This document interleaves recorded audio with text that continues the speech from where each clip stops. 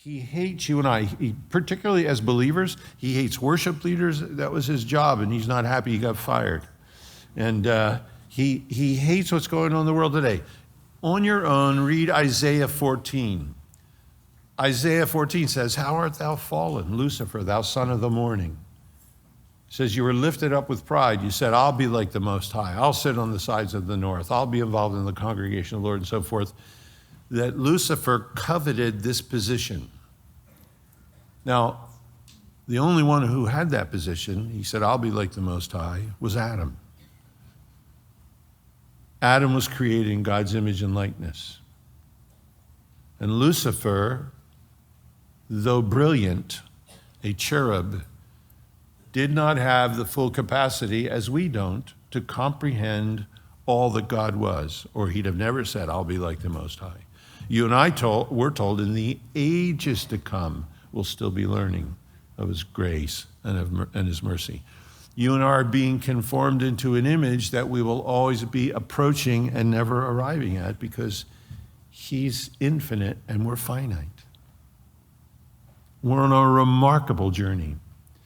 And Lucifer hates image bearers. That's what he was saying, "I'll be like the Most High." Now you go 100 years later to Ezekiel chapter 28, and the argument continues, and God states his 5 wills, "I wills" there. "I will cast thee down, I will do this," and so forth. And he speaks directly to this cherub who was in charge of worship, and it describes him in all of his beauty with the carbuncles and the pearls and the gold and all that. It says, "In Eden." You were in Eden, the garden of God. That's very important, because there are people who teach Genesis chapter 1, verse 2, that the Bahu and Wahu there, that in God's initial creation, there was a rebellion of Satan, so it was destroyed and wasted, and God started over again. The New Testament says that sin entered in with Adam to humankind. And it tells us that Lucifer was in Eden in his unfallen state. He coveted man's position as an image bearer. He fell. The first thing he tempted Eve with, he said, "You can be as God." That was what he fell with. So he hates humankind. He rejoices every time a human being dies that's lost, and their blood runs into the ground, and they're cast out into eternity and darkness forever.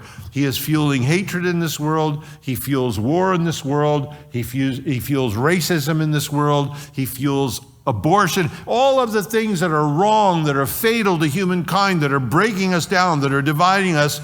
This book says behind the scenes, there is a spiritual influence. It's destructive, and it's this great red dragon, and he hates us. I'm not worried, because my dad can beat their dad, right? The evil one comes, he touches us not. We're signed, sealed, and delivered. But there is influence, and particularly in the unsaved world. You look what's going on.